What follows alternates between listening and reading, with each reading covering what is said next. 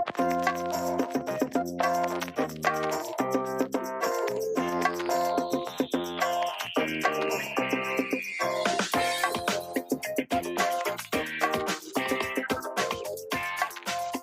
gente, sejam bem-vindos ao nosso podcast. No episódio de hoje, vamos conversar sobre um tema muito relevante que fala sobre anemia e fragilidade em idosos, que impactam no bem-estar e na vida, né, dos idosos. Então, antes de começar, nós vamos nos apresentar. Nós somos acadêmicos do curso de Biomedicina da Univale, né, Universidade do Vale do Itajaí. E o nosso grupo ele é composto por 5 participantes. Hoje estamos aqui com a Jennifer, eu, o Jonathan, a Tailine, nossa querida amiga que está aqui também nos acompanhando, a Eduarda, que não pôde estar presente, né? E também a Johanna, que também não pôde estar presente hoje. Mas, no entanto, a gente vem aí para discutir com vocês um assunto bem importante que é voltado aos idosos, né? A gente vem trazendo um tema para esse público que frequentemente tem bastante programas de incentivo à prevenção à saúde, porque é um grupo que merece super atenção, é um grupo especial, né, que a gente admira também bastante, gosta de trabalhar com eles. E o melhor tema que a gente pode encontrar é trazer a fragilidade que esse grupo tem, voltado a um acometimento de uma patologia, a anemia. Então, esses dois assuntos interligados, a gente tem um estudo que foi publicado em 2023, né, Jennifer? Ele vai trazer um pouquinho sobre o que se abordou nesse estudo, o que foi falado nesse estudo, diante da anemia e da fragilidade. As implicações, né, que teve, né? Isso. Então, a gente vai tentar explicar de uma forma simples, né, e prática. Então, vamos começar, né? Exatamente. Esse estudo que nós estávamos falando, ele foi publicado, ele já vem com o tema mortalidade por todas as causas específicas em idosos. E aí as implicações conjuntas de anemia e a fragilidade. Então ele é um estudo longitudinal, voltado a famílias de média e baixa renda. Ele foi um estudo desenvolvido nos Estados Unidos, tá? Deixa eu pegar aqui para vocês. Vamos contar uns números, 6.406 idosos. Então, foi um estudo que mostrou entre idosos 60 anos ou mais, né, durante um período de 13 anos, que é um período bem importante, usando os dados desse programa de prevenção à saúde e nutrição nos Estados Unidos, tá? E aí ele mostra o quanto a anemia e a fragilidade eles estão presentes nesse mesmo tempo, né? Eles estão unidos e aumentando o risco de morte bastante, né? Quando discutido esses dois pontos. O primeiro que a gente pode falar também foram divididos esse estudo em 4 grupos, né? Então, foram idosos sem a anemia, idosos sem a fragilidade, né? Idosos só com a anemia, só com a fragilidade, e as duas relações de condições juntas, né? E aí a gente vê que a anemia e a fragilidade dentro desse estudo é o que corre um risco muito maior de morte, né? Assustador, né? Sim, realmente é muito assustador. Então a gente vai falar um pouco, né, sobre a anemia e a fragilidade. Bom, a anemia acontece quando o sangue tem menos hemoglobina, né, que é a célula que é responsável por levar o oxigênio para o nosso corpo, até os nossos tecidos e órgãos, e está presente em nossas veias e artérias. Além disso, nas hemácias que temos a presença de ferro. Por isso, quando a pessoa que tem anemia, normalmente ela se sente cansada, ela se sente fraca, ela tem tontura, né, podendo até desmaiar. Sim. Então, e é bem importante também a gente pontuar que nesse estudo ele não foi identificado qual o tipo de anemia. Porque dentro das anemias a gente tem a anemia ferropriva, as anemias carenciais, né? Anemias que são provenientes de alguma doença, patogenia autoimune. Então, assim, dentre a gama de anemia, nesse estudo ele não pontuou, ele não caracterizou qual anemia que está sendo discutida, mas sim quais são os malefícios que essa anemia traz unindo a fragilidade, né?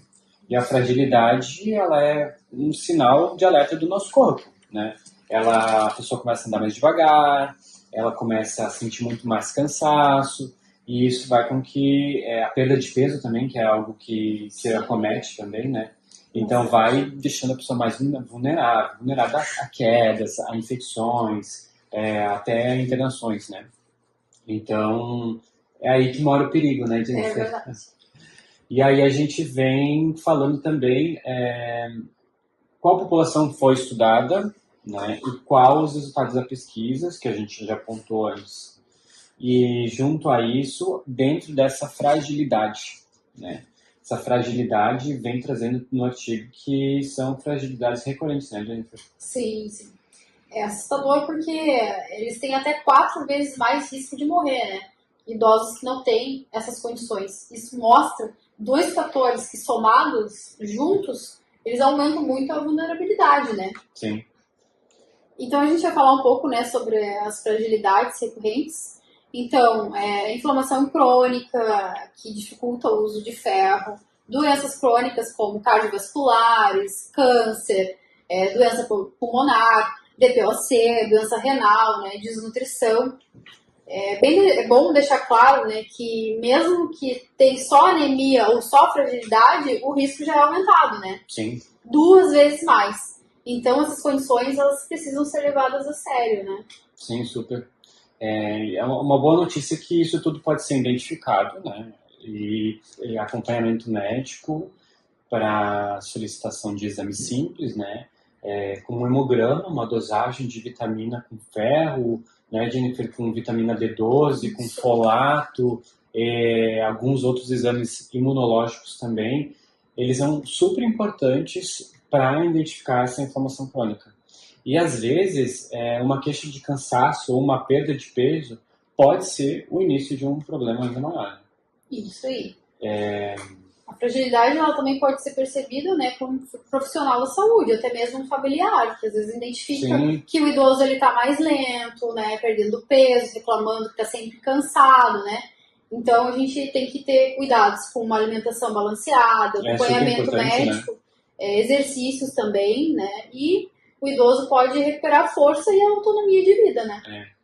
O risco também da automedicação, né, de você também estar se automedicando em casa, com relaxantes musculares, medicamentos que são de fácil acesso para qualquer pessoa, principalmente aos idosos, e aí mascarar também um problema que pode ser o início de algo mais grave, né? Isso. Então também esse é um outro ponto importante, né? Mas não vem muito no nosso assunto de hoje aqui, porque a ideia mesmo é falar um pouco da anemia e a sua fragilidade e como que a gente vai fazer para que isso seja prevenido, né?